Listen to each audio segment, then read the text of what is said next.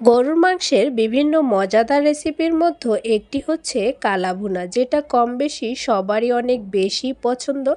আমার বাসায় কিন্তু তার অন্যথা নয়। আজকে আমি আপনাদেরকে দেখাবো প্যাকেটের বিভিন্ন নামি দামি মশলা ছাড়াও কিভাবে ঘরোয়া মশলায় পারফেক্টভাবে কালা ভুনা তৈরি করা যায়। তো আশা করছি ভিডিওটি না টেনে সম্পূর্ণ ভিডিওটি দেখবেন। তো এখানে হচ্ছে আমি যেটুকু পরিমাণ রান্না করব সেই অনুযায়ী মাংস নিয়ে নিয়েছি।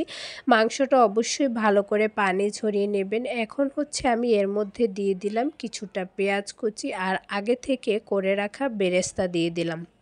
তো বেরেস্তাগুলো আমি সব দেইনি, কিছুটা দিয়েছি আর কিছুটা হচ্ছে আমি পরিবেশনের জন্য রেখেছি। এখন হচ্ছে এখানে আমি দিয়ে দিলাম রসুন বাটা, আদা বাটা। তো এর মধ্যে আমি দিয়ে দেব এখন ধনিয়ার গুঁড়া।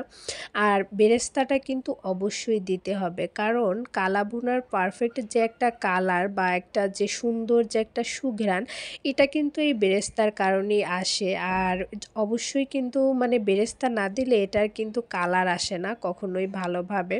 তো এখন হচ্ছে আমি এর মধ্যে দিয়ে দিলাম ধনিয়ার গুঁড়ার পর দিয়ে দিলাম হলুদের গুঁড়ো, মরিচের গুঁড়ো, পরিমাণ মতো লবণ, জিরার গুঁড়ো, তেজপাতা, এলাচ আর হচ্ছে লবঙ্গ আর দারচিনি।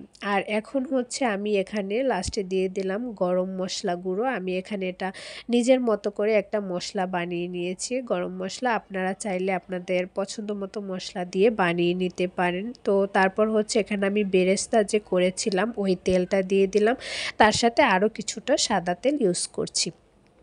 তো এভাবে হচ্ছে আমি ভালো করে হাত দিয়ে মেরিনেট করে নেব। আর এমনভাবে মেরিনেট করতে হবে যাতে পেঁয়াজটা একদম নরম হয়ে যায়। আর ১ ঘন্টার মতো রেস্টে রেখে দেব যাতে কিছুটা পানি ছেড়ে দেয়। তারপর হচ্ছে এটা আমি মিডিয়াম আঁচে, একদমই চুলার আঁচটা মিডিয়াম দিয়ে তারপর বসিয়ে দিয়েছিলাম। আর ১ ঘন্টা পর পর, মানে সরি ১ ঘন্টা না, কিছুক্ষণ পর পর হচ্ছে আমি এটা মানে এভাবে নেড়েচেড়ে দিচ্ছিলাম। যখন আমি এটা সব মশলা দিয়ে মেরিনেট করছিলাম, বিশ্বাস করবেন না, এত সুন্দর একটা ফ্লেভার আসছিল, মনে হচ্ছিল যেন এভাবে কাঁচাই খেয়ে নিই। সত্যি বলছি, অনেক সুন্দর একটা ফ্লেভার আসছিল। তো এখন হচ্ছে এভাবে আমি ভালো করে ঢাকনা দিয়ে ঢেকে কিছুক্ষণ পরপর নেড়েচেড়ে মাংসটাকে কষিয়ে নেব। তো এভাবে হচ্ছে যখন কষাতে কষাতে আমার পানিটা একদমই পুরোপুরি শুকিয়ে যাবে, তখন হচ্ছে এটা আমি কিছুটা গরম পানি দিয়ে এটা সেদ্ধ করে নেব। আর এটা কালা ভুনাটা কিন্তু উপর থেকে দেখতে মানে কালো হলেও ভিতরটা কিন্তু একদমই সফট থাকে। সফট না হলে কিন্তু মানে ভালো লাগে না।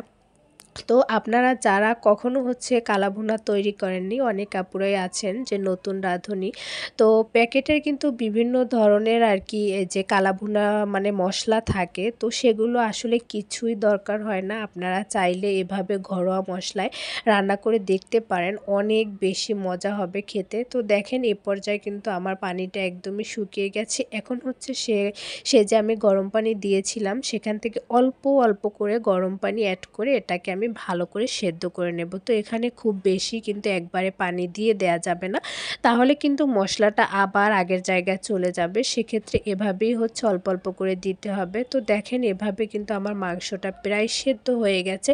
এখন এখানে হচ্ছে এই কড়াইতে আমার খুব বেশি লেগে যাচ্ছিল, তো তারপর হচ্ছে এখানে আমি একটা ফ্রাই প্যানে ঢেলে নিলাম যাতে হচ্ছে আমার নাড়াচাড়া করতে সুবিধা হয়। লাস্ট পর্যায়ে কিন্তু এটা যেহেতু বারবারই লেগে যায়, তো এজন্য হচ্ছে একটু নাড়াচাড়া করতে কষ্টই হয়ে যায়।